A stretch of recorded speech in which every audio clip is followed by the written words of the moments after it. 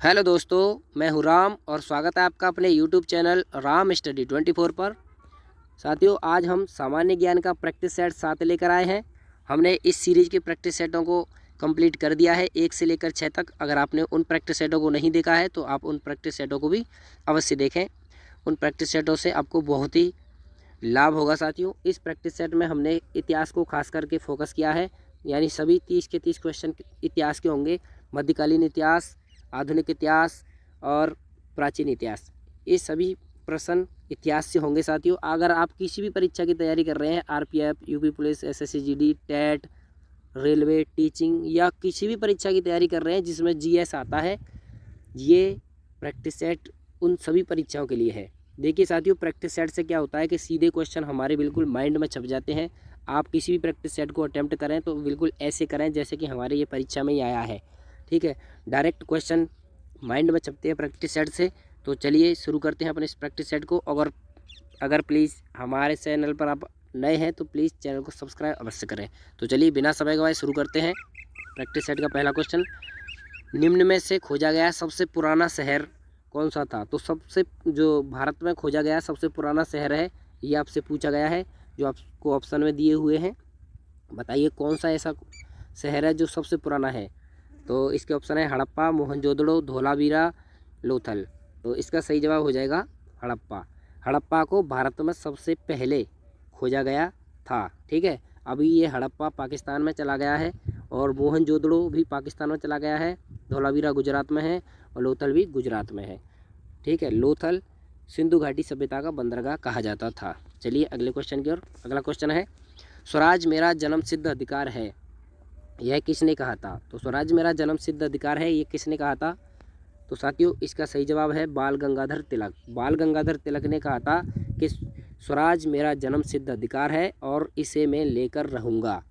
जब भारत अंग्रेज़ों का गुलाम था तो उस समय स्वतंत्रता संग्राम के दौरान इन्होंने इसे कहा था। आइए नेक्स्ट क्वेश्चन पर चलते हैं। महात्मा गांधी के राजनीतिक गुरु कौन थे? Very very most important question है साथियों। आप डबल ट्रिपल स्टार मार्क लगा लें क्योंकि ये क्वेश्चन बहुत ही ज़्यादा परीक्षाओं में पूछा जाता है। तो चलिए आपको इसका सही जवाब बताना है। तो इसका सही जवाब हो जाएगा option D, Gopal Krishna Gokhale.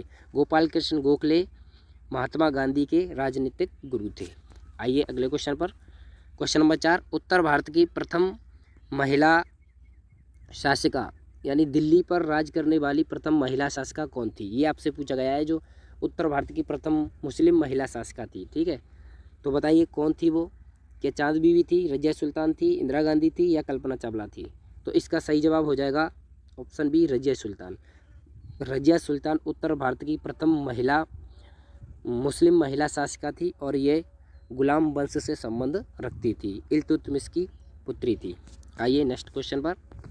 Question 5 है, सिंधु सभ्यता का पत्तन नगर यानी बंदरगाह कौन सा था? तो वही आपसे क्वेश्चन पूछ लिया गया है, अभी हमने आपको बताया था। तो सिंधु सभ्यता का बंदरगाह पूछा गया है। तो इसका सही जवाब क्या हो जाएगा? ऑप्शन ए, लोथल। लोथल को सिंधु सभ्यता का बंदरगाह कहा जाता था। लोथल गुजरात में स्थित है, धौलावीरा भी गुजरात में स्थित है, राखीगढ़ी हरियाणा में है और हड़प्पा अभी पाकिस्तान में चला गया है, पाकिस्तान में स्थित है। चलिए अगले क्वेश्चन पर चलते हैं। क्वेश्चन 6, भारतीय राष्ट्रीय कांग्रेस के संस्थापक कौन थे? तो भारतीय राष्ट्रीय कांग्रेस के संस्थापक आपसे पूछे गए हैं। देखिए संस्थापक पूछे गए हैं आपसे, तो इसका सही जवाब हो जाएगा option A O Hume. A O Hume भारतीय राष्ट्रीय कांग्रेस के कौन थे? संस्थापक थे। ठीक है, और कांग्रेस को कब बनाया था? तो 1885 ईस्वी में कांग्रेस की स्थापना हुई थी। आपको ये सन भी ध्यान रखना है, वेरी वेरी मोस्ट इंपॉर्टेंट, परीक्षा में बार बार पूछी जाती है। राष्ट्रीय कांग्रेस की स्थापना किस सन में हुई थी? तो 1885 में। आइए नेक्स्ट क्वेश्चन, महात्मा बुद्ध द्वारा दिए गए प्रथम उपदेश को कहा जाता है? महात्मा बुद्ध द्वारा जो दिया गया प्रथम उपदेश था तो उसको क्या कहा जाता है? तो इसका सही जवाब हो जाएगा ऑप्शन ए, धर्मचक्र परिवर्तन। धर्मचक्र प्रवर्तन, तो इसको हम धर्मचक्र प्रवर्तन कहते हैं साथियों। इनकी ये घटनाएं हैं बहुत ही इंपॉर्टेंट रहती हैं। तो इनकी गृह त्याग की घटना को महाविनिष्क्रमण कहा जाता है और इन्होंने जब देह त्यागी थी तो उसको महापरिनिर्वाण कहते हैं। ठीक है, तो चलिए साथी अगले क्वेश्चन की ओर। किस वेद की रचना गद्य एवं पद्य दोनों में की गई? तो आप बताइए वो कौन सा वेद है जिसकी रचना गद्य और पद्य दोनों में की गई? तो इसका सही जवाब हो जाएगा ऑप्शन सी यजुर्वेद। यजुर्वेद की रचना गद्य और पद्य दोनों में की गई। ठीक है, सबसे पुराना वेद इसमें कौन सा है? ऋग्वेद। ठीक है, सबसे पुराना वेद है हमारा कौन सा? ऋग्वेद। और सबसे नया वेद है अथर्ववेद, ये भी आपको ध्यान रखना है। और सामवेद हमारा संगीत से संबंधित है। ठीक है, भारतीय संगीत से संबंधित है सामवेद। आइए नेक्स्ट क्वेश्चन क्या है देख लेते हैं। भारत में पहला समाचार पत्र किसने शुरू किया? तो ये भारत में सबसे पहले समाचार पत्र किसने शुरू किया ये पूछा गया है। तो इसका सही जवाब हो जाएगा ऑप्शन ए सैयद अहमद खां। सैयद अहमद खां ने भारत में पहला समाचार पत्र शुरू किया था। ठीक है, चलिए अगले क्वेश्चन की ओर चलते हैं। अगला क्वेश्चन क्या है? क्वेश्चन 10, किसके शासनकाल में बौद्ध धर्म दो भागों यानी हीनयान तथा महायान में बट गया था? जो बौद्ध धर्म था इसकी दो शाखा बन गई थी आगे चल के, हीनयान और महायान। ये किसके शासनकाल में बनी थी ये पूछा गया है। कनिष्क के में, अशोक के में, खारवेल या चंद्रगुप्त प्रथम के में? तो इसका सही जवाब हो जाएगा कनिष्क। ये कनिष्क के शासनकाल में दो भागों में बौद्ध धर्म बट गया था, हीनयान और महायान। ठीक है, आप अच्छी तरह समझ पाए होंगे। चलिए नेक्स्ट क्वेश्चन पर, लोधी वंश का अंतिम शासक कौन था? तो लोधी वंश का अंतिम शासक पूछा गया है। तो लोधी वंश का अंतिम शासक कौन था? तो इसका सही जवाब हो जाएगा इब्राहिम लोदी। तो लोधी वंश का अंतिम शासक इब्राहिम लोदी था और लोधी वंश का एकमात्र पहला राजा था जो युद्ध में मारा गया था। ठीक है, और बाकी कोई भी युद्ध में नहीं लड़े थे लोधी वंश के कोई भी शासक। लोधी वंश के संस्थापक थे बहलोल लोदी। ठीक है, सिकंदर लोदी ने आगरा की स्थापना करी थी 504 ईस्वी में। आपको अच्छी तरह ध्यान रखना है। आइए नेक्स्ट क्वेश्चन पर, प्रथम जैन संगति कहाँ आयोजित की गई थी? तो प्रथम जैन संगति के बारे में पूछा गया है, कहाँ आयोजित की गई थी? तो इसका सही जवाब हो जाएगा ऑप्शन ए पाटलिपुत्र। पाटलिपुत्र में प्रथम जैन संगति आयोजित की गई थी। आइए नेक्स्ट क्वेश्चन की ओर। नेक्स्ट क्वेश्चन क्या है देख लेते हैं।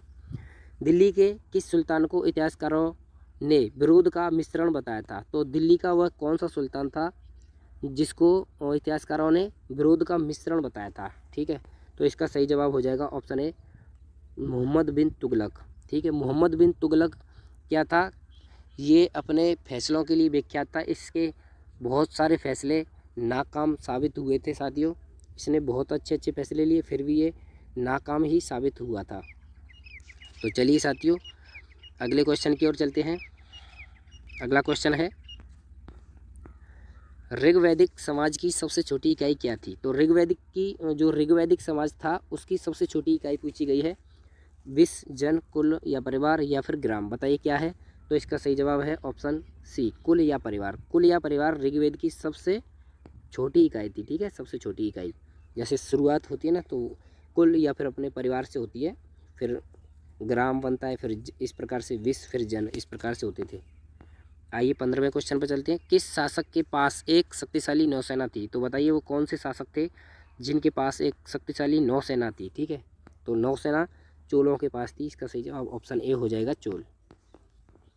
क्वेश्चन 16 है, संकीर्तन प्रथा के जन्मदाता कौन थे? तो संकीर्तन प्रथा के जन्मदाता थे चैतन्य। ठीक है, आपको ध्यान रखना है, संकीर्तन प्रथा के जन्मदाता थे चैतन्य। आइए अगले क्वेश्चन पर, किस गुलाम शासक को आलमगीर कहा जाता था? तो बताइए वह कौन सा गुलाम शासक था जिसको आलमगीर कहा जाता था? तो इसका सही जवाब हो जाएगा, बताइए क्या हो जाएगा? औरंगजेब, बाबर, अकबर या शाहजहाँ? तो इसका सही जवाब ऑप्शन ए हो जाएगा औरंगजेब। औरंगजेब को आलमगीर कहा जाता था। ठीक है, और ये मुगल वंश से संबंधित रखते थे। मुगल वंश का जो संस्थापक था वो बाबर था। ठीक है, चलिए अगले क्वेश्चन की ओर। शहीद आजम उपाधि से किसे सम्मानित किया गया था? तो इसका सही जवाब आपको बताना है, चंद्रशेखर आज़ाद या भगत सिंह, सुभाष चंद्र बोस या फिर महात्मा गांधी? बताइए शहीद आजम की उपाधि से किसको सम्मानित किया गया था? तो इसका सही जवाब हो जाएगा भगत सिंह। भगत सिंह को शहीद आजम भी कहा जाता है। चलिए नेक्स्ट क्वेश्चन 19वां, साइमन कमीशन के विरुद्ध प्रदर्शन के दौरान किए गए लाठीचार्ज में किस नेता की मृत्यु हो गई थी? तो साइमन कमीशन के विरुद्ध प्रदर्शन के दौरान किए गए लाठीचार्ज में किस नेता की मृत्यु हो गई थी ये आपसे पूछा गया है। तो इसका सही जवाब हो जाएगा ऑप्शन ए लाला लाजपत राय। जब साइमन कमीशन आया था तो लाला लाजपत राय ने साइमन कमीशन का विरोध किया था। तो उस विरोध में, साइमन कमीशन के विरोध में लाला लाजपत राय के सर पर लाठी का प्रहार किया गया था। तो लाठी के प्रहार से लाला लाजपत राय की मृत्यु हो गई थी। आइए अगले क्वेश्चन पर चलते हैं। असहयोग आंदोलन के प्रवर्तक कौन थे? अब असहयोग आंदोलन के प्रवर्तक आपसे पूछे गए हैं। तो इसका सही जवाब हो जाएगा महात्मा गांधी। महात्मा गांधी असहयोग आंदोलन के प्रवर्तक थे। ठीक है, असहयोग आंदोलन। चलिए नेक्स्ट क्वेश्चन की ओर चलते हैं। ये 1920 से और 1922 तक चला था असहयोग आंदोलन। आइए नेक्स्ट क्वेश्चन पर। किस स्थान पर बुद्ध ने महापरिनिर्वाण प्राप्त किया? यानी वह कौन सा स्थान था जहाँ महात्मा बुद्ध ने महापरिनिर्वाण प्राप्त किया? ठीक है, यानी अपना देह त्याग दिया था। तो बताइए कौन सी जगह थी वो? तो इसका सही जवाब हो जाएगा ऑप्शन सी, कुशीनारा या फिर कुशीनगर। कुशीनगर में महात्मा बुद्ध ने महापरिनिर्वाण प्राप्त किया था। ठीक है, आइए अगले क्वेश्चन की ओर चलते हैं। अगला क्वेश्चन है, कांग्रेस के प्रथम अधिवेशन की अध्यक्षता किसने की? तो कांग्रेस के प्रथम अधिवेशन की अध्यक्षता पूछी गई है। तो इसका सही जवाब हो जाएगा ऑप्शन है व्योमेश चंद्र बनर्जी। तो व्योमेश चंद्र बनर्जी ने कांग्रेस के प्रथम अधिवेशन की अध्यक्षता की थी। और कांग्रेस के प्रथम मुस्लिम अध्यक्ष कौन थे? वो थे बदरुद्दीन तैयब जी। और प्रथम अंग्रेज अध्यक्ष जॉर्ज यूले थे। ठीक है, आइए अगले क्वेश्चन की ओर चलते हैं। अगला क्वेश्चन है, भगवान नटराज का प्रसिद्ध मंदिर भरतनाट्य शिल्पकला है कहाँ स्थित है? अब आपसे पूछा गया है जो भगवान नटराज का जो प्रसिद्ध मंदिर है जिसमें भरतनाट्यम शिल्पकला है वह कहाँ स्थित है, ये आपसे पूछा गया है। तो इसका सही जवाब क्या है बताइए साथियों? चिदम्बरम, कासरगोड, चेन्नई या फिर नई दिल्ली? तो इसका सही जवाब हो जाएगा ऑप्शन ए, चिदम्बरम। ठीक है, चिदम्बरम में स्थित है भगवान नटराज का प्रसिद्ध मंदिर जिसमें भरतनाट्यम शिल्पकला है। आइए अगले क्वेश्चन की ओर चलते हैं। अगला क्वेश्चन 24वां क्वेश्चन, महात्मा बुद्ध ने उपदेश देने हेतु किस भाषा का प्रयोग किया था? तो महात्मा बुद्ध ने अपने उपदेशों को यानी सबसे अधिक उपदेश किस भाषा में दिए, ये पूछा गया है। तो इसका सही जवाब बताइए, प्राकृत, हिंदी, संस्कृत या फिर पाली? तो इसका सही जवाब हो जाएगा पाली। तो पाली भाषा में महात्मा बुद्ध ने अपने उपदेशों को दिया था। आइए अगले क्वेश्चन पर, कुतुब मीनार के कार्य को किस शासक ने पूरा किया था? तो कुतुब मीनार के जो कार्य था उसको किस शासक ने पूरा किया था, ये पूछा गया है। तो इसका सही जवाब देखिए ऑप्शन ए हो जाएगा। ठीक है, अब आपको कुतुबुद्दीन ऐबक नहीं लगाना है क्योंकि कुतुबुद्दीन ऐबक ने तो कुतुब मीनार की स्थापना यानी शुरुआत की थी, लेकिन इसका कार्य पूरा इल्तुतमिश ने कराया था। चलिए अगले क्वेश्चन पर चलते हैं। लीलावती पुस्तक किससे संबंधित है? लीलावती जो पुस्तक है ये किससे संबंधित है? तो संस्कृत से है, व्याकरण से है, गणित से है या हिंदी से? तो इसका सही जवाब हो जाएगा गणित। तो लीलावती जो पुस्तक है ये गणित से संबंध रखती है। आइए अगले क्वेश्चन पर, पहाड़ी काटकर एलोरा के विश्वविख्यात कैलाशनाथ मंदिर का निर्माण किसने कराया था? ठीक है, अब आपसे जो मंदिर है एलोरा के जो विश्वविख्यात ये पूछे गए हैं, इसका निर्माण किसने कराया था? तो इसका सही जवाब हो जाएगा ऑप्शन सी, राष्ट्रकूट। राष्ट्रकूटों ने एलोरा मंदिर जो विश्वविख्यात है इसका निर्माण कराया था। आइए अगले क्वेश्चन पर, चीनी यात्री ह्वेनसांग किसके शासनकाल में आया था? तो चीनी यात्री ह्वेनसांग किसके शासनकाल में आया था? तो इसका सही जवाब हो जाएगा हर्षवर्धन। ठीक है, हर्षवर्धन इसका सही जवाब हो जाएगा। देखिए एक फाहियान भी आया था चीनी यात्री, वह चंद्रगुप्त द्वितीय के दरबार में आया था, ये भी आपको ध्यान रखना है। देखिए ह्वेनसांग यानी ह से क्या हो जाएगा, इसमें ह आ रहा है ना, ह्वेनसांग में ह आ रहा है और इस इधर भी हर्षवर्धन में ह आ रहा है, ये इस प्रकार से आपको ध्यान रखना है। चलिए अगला क्वेश्चन, बनारस हिंदू विश्वविद्यालय यानी BHU के संस्थापक कौन थे? तो बनारस हिंदू विश्वविद्यालय के संस्थापक आपसे पूछे गए हैं। तो इसका सही जवाब आपको बताना है।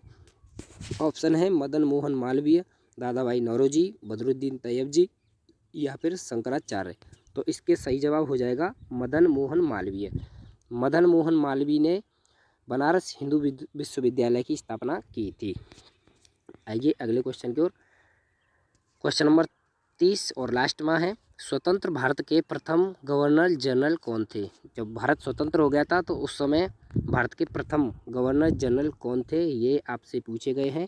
तो इसका सही जवाब हो जाएगा लॉर्ड माउंटबेटन। उस समय लॉर्ड माउंटबेटन थे भारत के प्रथम गवर्नर जनरल। तो साथियों अपना ये प्रैक्टिस सेट यहीं ख़त्म होता है। आपको कैसा लगा हमारा ये प्रैक्टिस सेट और आपके कितने क्वेश्चन सही हुए ये कमेंट बॉक्स में आप ज़रूर बताएं साथियों। और अगर आप हमारे इस प्रैक्टिस सेट पर नए हैं तो प्लीज़ आप हमारे चैनल को सब्सक्राइब अवश्य करें। देखिए साथियों, अगर आप हमारे चैनल से शुरू से जुड़े हैं तो आपको पता होगा हमारे चैनल पर ओनली स्टडी रिलेटेड ही वीडियो आती हैं। तो साथियों, आप हमारे चैनल को ज़रूर सब्सक्राइब करें।